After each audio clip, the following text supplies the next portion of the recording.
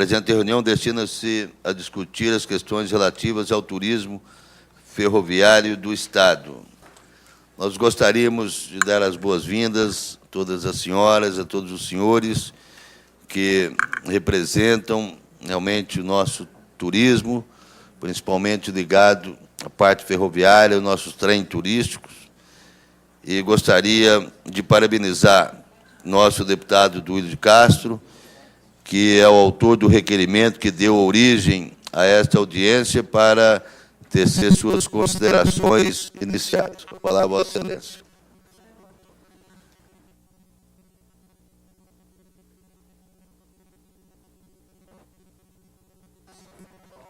Alô. Muito obrigado, deputado Tenente Lúcio, também, nosso deputado também, Romulo Vieira, que aqui faz presente. Queria cumprimentar, através dos dois deputados, cumprimentar toda a mesa diretora aqui, né, que administra, hoje vai dirigir os trabalhos.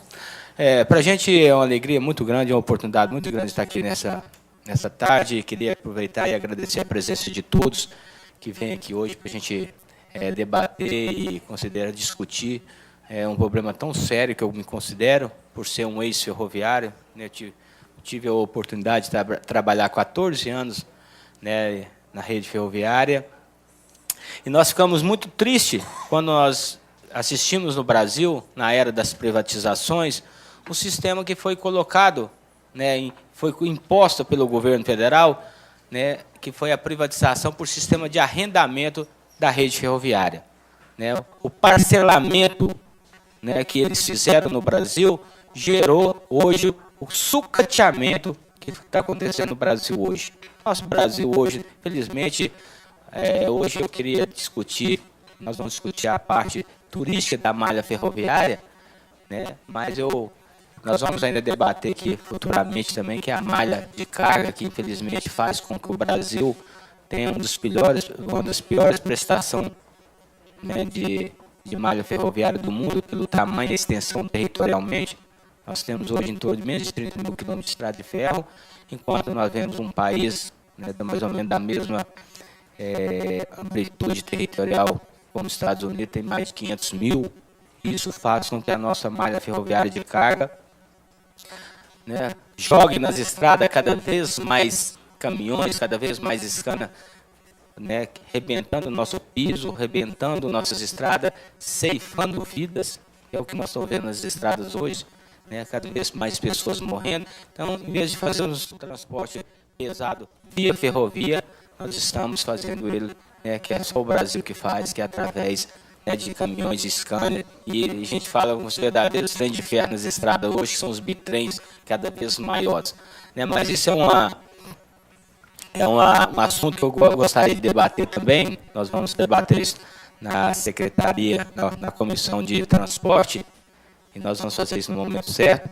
Mas hoje também nos preocupa muito o que nós vamos debater aqui hoje, senhor presidente, o sucateamento da malha ferroviária e a falta de investimento e aproveitamento da parte turística da ferrovia.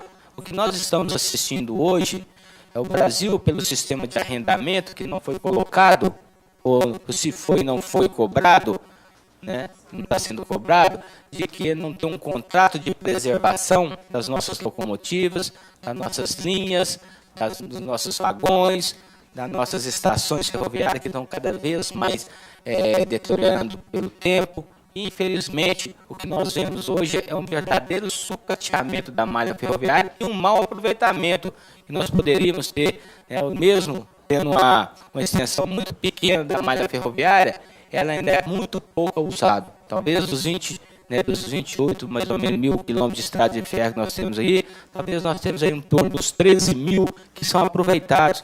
Muitas vezes os nossos trilhos estão ociosos, os nossos trilhos poderiam dar renda, os nossos trilhos que poderiam gerar emprego através do turismo, fomentar o turismo, estão julgados, estão parados por falta de um compromisso maior que o governo deveria cobrar dessas empresas, Vale Rodolce, Ferrovia Centro-Atlânticas e outras mais que foram, né, privatizadas, foram fatiadas, né, a malha ferroviária, infelizmente não são aproveitados. E nós precisamos de trazer esse assunto em debate para quê? Para que nós possamos chamar a atenção do governo, tanto federal, com o governo federal, da sociedade, de que nós precisamos de recuperar essa malha, nós precisamos de colocar essa malha ferroviária em função da sociedade. Nós precisamos, né, de preservar o que nós temos de valioso, o que começou, que deu impulso, que buscou, que foi o que deu o pontapé inicial no desenvolvimento do Brasil, que foi a nossa ferrovia, quando ela traçava as fazendas dos sertões brasileiros aí, e que com certeza fez com que o Brasil caminhasse, começasse a alavancar o desenvolvimento do país. E hoje nós estamos jogando isso água abaixo, estamos deixando as coisas, infelizmente, acontecer no Brasil como que fossem as coisas normais. Então nós temos uma Copa de 2014, aí, a Olimpíada de 2016, que nós, né, podemos usar os nossos trilhos para fomentar o turismo, para fomentar a geração de emprego, não somos usados. Muitas vezes não são usados, muitas vezes por falta de projeto, muitas vezes por falta de cobrança do governo. E é isso que nós queríamos nessa audiência pública. Buscar esse assunto, trazer em debate, buscar tirar uma carta de intenção, apresentar ao governo uma proposta, chamar a atenção dos governos, das entidades, para que nós possamos juntos, né, buscar recursos, buscar projetos, né, financiamento de projetos e colocar os trilhos em função da sociedade. Muito obrigado, Tenente. Nós agradeço muito à comissão que traz esse assunto e coloca ele aqui em debate. Tenho certeza que vai somar muito, vai ser um caminho que eu tenho certeza são portas que serão abertas para que nós possamos buscar esse investimento para o nosso povo.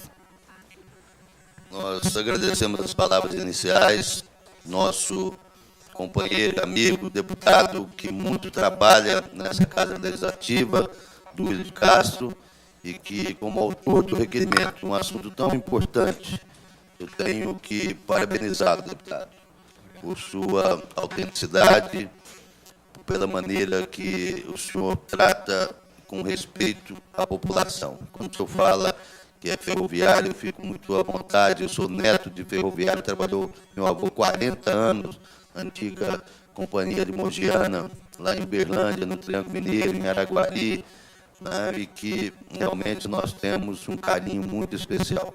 Nós gostaríamos de convidar a prefeita de Lavras, a Jussara Minicucci, que possa representar aqui todos os senhores prefeitos presentes e aqueles que estão aqui também sendo representados. Então, por gentileza, prefeita, ocupar a mesa diretora, muito nos honra nessa tarde de hoje. Gostaria de parabenizar e cumprimentar todos os componentes da mesa que puderam aqui estar a convite da Assembleia Legislativa, atendendo o requerimento do deputado Duílio de Castro, e gostaria de agradecer e enaltecer também a presença do nosso companheiro e amigo, deputado Romo Viegas, que está aqui ao nosso lado, ele que faz parte da nossa comissão, que eu tenho muita honra de presidi-la, é a Comissão de Turismo, Indústria, Comércio e Cooperativismo. Então, hoje nós estamos aqui, realmente, de braços abertos, em nome dessa Casa de Leis, para receber todas as senhoras, todos os senhores, que é o motivo de muita satisfação de todos nós podemos recebê-los nessa tarde de hoje. Eu passo a palavra agora ao deputado Romo Viegas, que é um integrante muito importante, um membro importante da nossa comissão, ele que já foi prefeito e hoje é um deputado de destaque nessa Casa de Leis. Obrigado, senhor presidente. Sejam bem-vindos à nossa casa. Eu cumprimento todos os membros da mesa, destaco o nosso colega parlamentar, Duílio de Castro, e o parabenizo pela iniciativa. E realmente entendo que o tema ele é de extrema importância, e eu acho que todos aqui conhecem a minha querida São João del Rei. Nós temos lá um patrimônio muito expressivo, e a questão, mais ou menos, uns 2, 3 meses atrás, nós nos envolvemos numa reunião com representantes do IPHAN, do Ministério Público e também da Ferrovia Centro-Atlântica, porque há uma discussão muito forte no sentido, inclusive promovida pela Associação Comercial e Industrial de São João del Rei, de se aproveitar mais aquele complexo rico lá da nossa São João del Rei e esbarra, evidentemente, numa série de normas e acordos formulados entre o IPHAN, a Ferrovia Centro-Atlântica e, claro, o Ministério Público tendo que fazer o papel, que é o cumprimento da legislação, que é o cumprimento da lei que vai preservar aquilo tudo. Mas nós temos esbarrado na depreciação do patrimônio. não é? Eu acho que o contrato formulado com a Ferrovia Centro-Atlântica já me garantiram, membros do IFAM, que vão reformular isso, e nós queremos o envolvimento da sociedade nesse processo. Portanto, caro presidente Tenente Lúcio, presidente da nossa comissão, essa audiência pública ela vai nos ajudar. A gente espera aqui aprender muito, ouvir, e quem sabe sairmos daqui com algumas propostas para melhorar realmente o quadro, não apenas do São João del Rei, mas de todas as cidades brasileiras, que cada uma tem muita história cultural, tem muito patrimônio que pode ser preservado, mas, sem dúvida, também explorado no bom sentido de aumentar o nosso fluxo turístico, aumentar a nossa economia, fazer as cidades desenvolverem, enriquecerem, que é o nosso caminho, né? Nosso potencial é este. Estamos aí com a chegada da Copa do Mundo e eu tenho certeza que as pessoas que vão visitar aqui o nosso país vão ficar muito felizes de verem o que nós temos de patrimônio, e às vezes assustada com a depreciação desse patrimônio, que é lamentável, muito lamentável. Portanto, por enquanto, eu encerro as minhas palavras e estamos aqui para compartilhar com os senhores. Obrigado. Nós agradecemos as palavras do nosso querido deputado Romulo Viegas, as palavras iniciais. Estamos aqui como uma audiência pública, atendendo o pedido, o requerimento do deputado Emílio de Castro, que muito nos honra também com as presenças das senhoras e os senhores aqui nessa tarde na Assembleia Legislativa do Estado de Minas Gerais.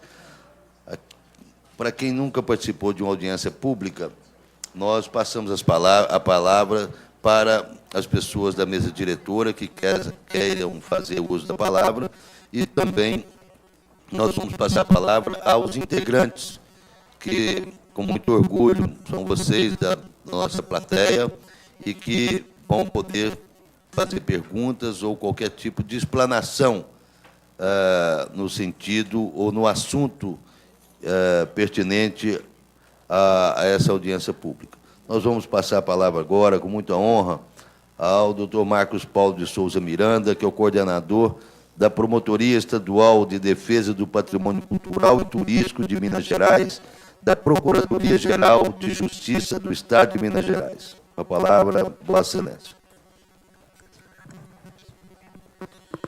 Senhores deputados, boa tarde, caros colegas de mesa, senhoras e senhores aqui presentes, que eu gostaria de cumprimentar na pessoa do Gabriel Gobi, secretário de Patrimônio da cidade de Ouro Preto, aqui representando o prefeito Ângelo Osvaldo.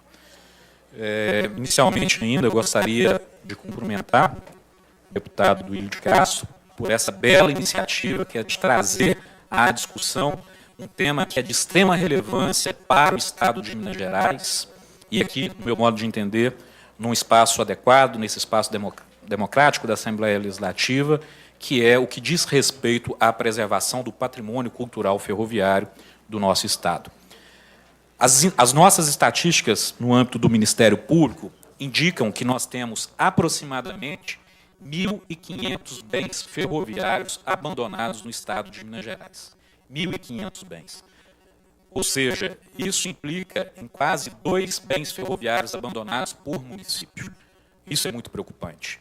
E quando eu digo bens ferroviários, eu digo de estações, eu digo de caixas d'água, eu falo ainda das rotundas, das oficinas, dos armazéns, enfim, de um número bastante diversificado de bens culturais ferroviários que ajudam a contar a história do povo de Minas Gerais.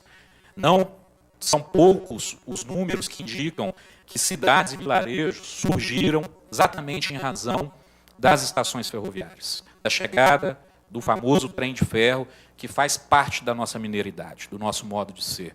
Eu também tenho a felicidade de ser neto de ferroviário e de ter sido nascido e criado a menos de 100 metros de uma estação ferroviária no sul de Minas. Então, eu sei muito bem, sei desde menino, o que o trem representa para uma comunidade do nosso Estado. Agora, infelizmente, o que aconteceu nos últimos anos foi um verdadeiro sucateamento do nosso patrimônio ferroviário em razão de contratos que, na minha leitura, são absolutamente lesivos aos interesses públicos. Seria importante nós lembrarmos a natureza jurídica desses bens, que são bens públicos, são bens que foram construídos com o dinheiro do povo. Agora, infelizmente, hoje o que nós temos são esses bens absolutamente destruídos. Tá ok aí as imagens? Estou trazendo aqui algumas poucas imagens, só para que os senhores possam se situar. No âmbito da promotoria estadual, a gente tem trabalhado em parceria com o Ministério Público Federal, que eu gostaria aqui de saudar na pessoa da Zane, uma grande parceira, e na companhia do IFAM, na companhia da Secretaria de Patrimônio da União, com dezenas e dezenas de casos envolvendo o péssimo estado de preservação. Esse aqui, por exemplo, é o Complexo Ferroviário de Lavras, que a prefeita Jussara está aqui, uma grande batalhadora pela preservação daquele complexo, 1895. Aí algumas fotos mais recentes. Vejam a vida que tinha a cidade. Era algo realmente pulsante. O comércio girava em torno da chegada do trem, da estação, os hotéis, as pessoas se comunicavam pelos trens. Próximo. Aí uma Maria Fumaça, no início do século XX. Agora vamos ver essa situação como está hoje. Gostaria de ressaltar que esse trecho está concedido à Ferrovia Centro-Atlântica. É objeto de contrato de concessão e uma das cláusulas do contrato é exatamente a obrigação de preservar o patrimônio que foi concedido. Agora, infelizmente, o que tem acontecido na prática é exatamente o que vocês estão vendo aí. Total desleixo, total abandono. Esses pontos, esses prédios estão virando pontos do tráfico de drogas, ponto para cometimento de crimes. Vejam só, estruturas como essa, que não deixam nada a desejar, por exemplo, para a Serraria Souza Pinto, aqui em Belo Horizonte, completamente abandonados, tomados pelo mato e em área de trecho operacional da Ferrovia Centro-Atlântica. É isso que nós estamos presenciando em Minas Gerais. Vejam, material rodante sucateado, início de incêndio dentro de um dos prédios, em razão de ter sido invadido por mendigos e moradores de rua. Essa é a situação do Complexo Ferroviário de Lavras. Pichado, completamente deteriorado. Pode continuar. E aqui um outro exemplo, eu trouxe apenas dois, poderia ficar aqui o dia inteiro passando fotos para os senhores, é da estação de Marinhos, situada aqui em Brumadinho. Pode passar. Uma estação muito interessante, aí algumas imagens do início do século XX, e como está a situação de Marinhos hoje. Gostaria de ressaltar que esse trecho está concedido à MRS Logística, tá? E a situação não é nada diferente da concessão da FCA. Existe a obrigação contratual de zelar pelo patrimônio. Esse bem está edificado em terreno operacional concedido à MRS. E vejam só a sua situação. Destelhado, sofrendo os impactos diretos da trepidação das composições que por ali passam, transportando minério de ferro. Aí, propriedade da rede ferroviária, mas concedido à FCA. Então, esse é o triste estado da estação de ferro de Marinhos, que pertencia à antiga rede da Central do Brasil. Então, realmente, a situação, isso que eu trouxe aqui para os senhores, eu posso afirmar e assegurar que é um retrato do que está acontecendo em Minas Gerais. A situação que nós presenciamos no norte de Minas, no leste de Minas, no Jequitinhonha, no sul de Minas, não é nada diferente disso que aqui eu mostrei. Gostaria de ressaltar que essa concessão, da maneira que foi feita, em termos bastante dúbios no que diz respeito à preservação do patrimônio público, implicou no esvaziamento de muitas cidades, cidades que viviam em razão da ferrovia, que foram esvaziadas, a desestruturação social de muitas comunidades de Minas Gerais, em que as pessoas trabalhavam, várias famílias viviam graças ao transporte ferroviário. Quantos hotéis foram fechados? Quantos restaurantes foram fechados? Quantas famílias de guarda-chaves, de agentes ferroviários que perderam seus empregos e as famílias ficaram desestruturadas, completamente à margem, né? Então, essa é a situação do patrimônio ferroviário. No âmbito do Ministério Público, nessa força-tarefa integrada pelo Ministério Público Federal, pelo IFAM, pela SPU e pelos municípios, sobretudo, nós estamos conseguindo resgatar alguns desses bens.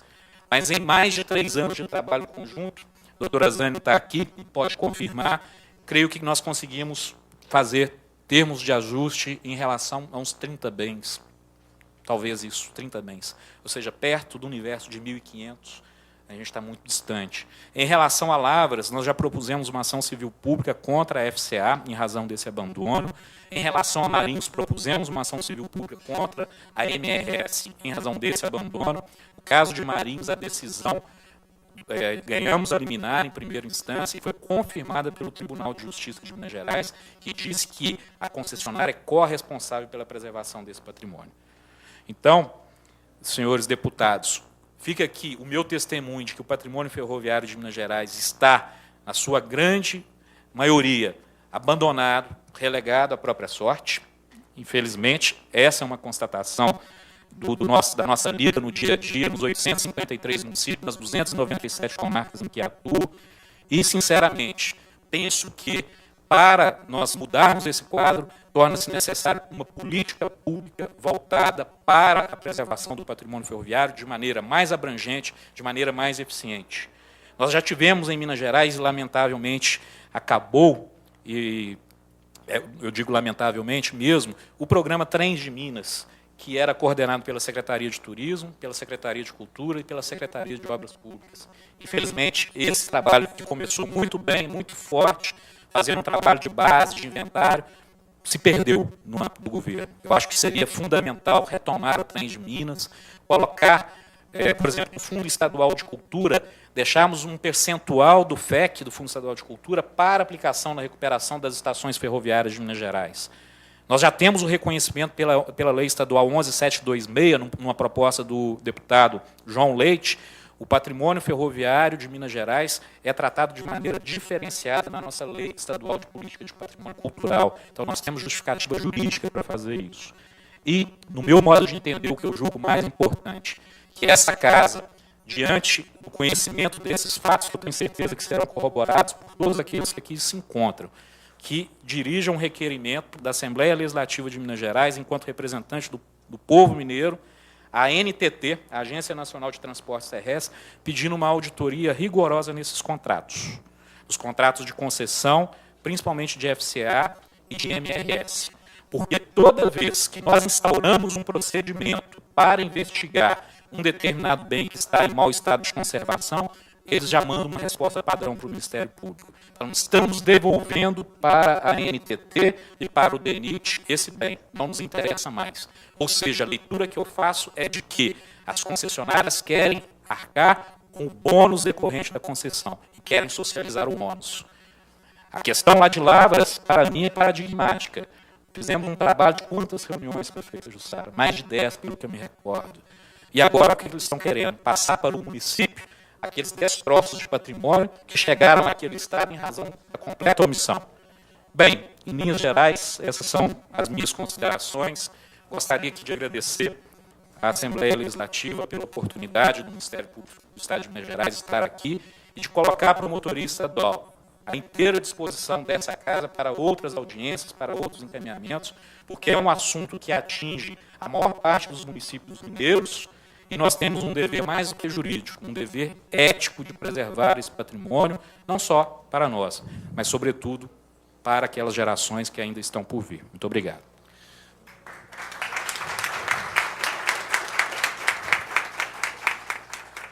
Nós agradecemos os esclarecimentos e eu apresento o deputado Dalmo Ribeiro, vice-presidente da nossa comissão, que vai passar a conduzi-lo.